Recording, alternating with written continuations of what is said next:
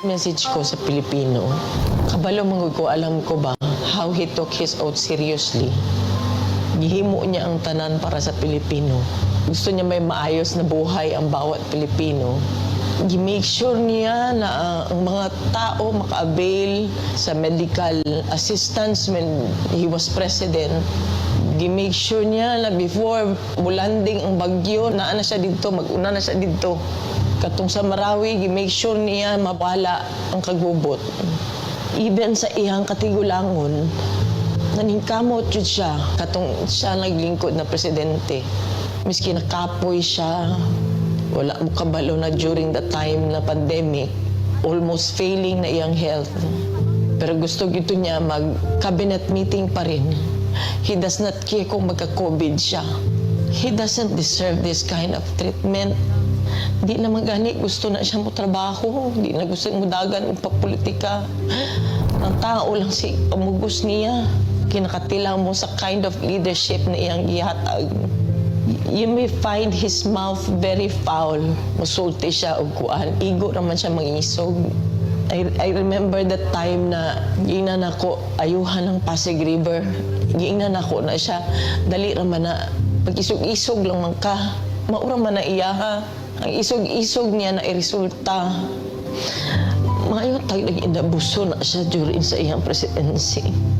Wala nag-abuso. Wala ngawat.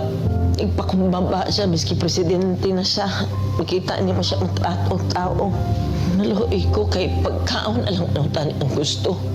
Dili na siya materialistic. He doesn't care kung naa siya'y kwarta o wala. He doesn't care kung unsa iya ang isuot.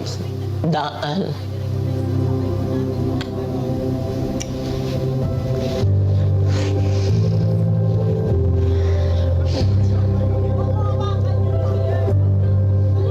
Wala ko kapaluhon sa akong pagtabang. Kasi kaluoy na lang unta. Kaluoy na lang.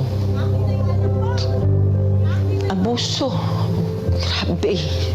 Abuso. Sa simple lang ay yung gusto. Nag-deprive pa yun ninyo.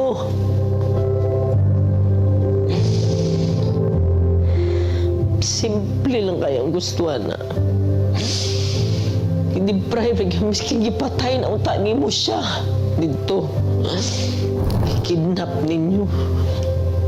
Mag-80 years old na siya. Kabalo mo ko sa iyang health. Wala tanan. Wala gani medisina. Kagikan mi sa Hong Kong. Good for 3 days lang iyang dala. Pati sa nina. Grabe, abuso.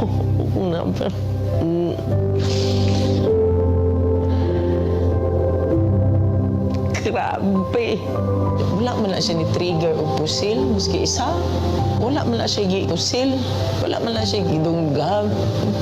Hina-accusations 9 kabuo. Asa man ang 9? Wala maganin niya magkiti. Siguro ng 9 na gina-accuse siya. Ako gani, grabe gani.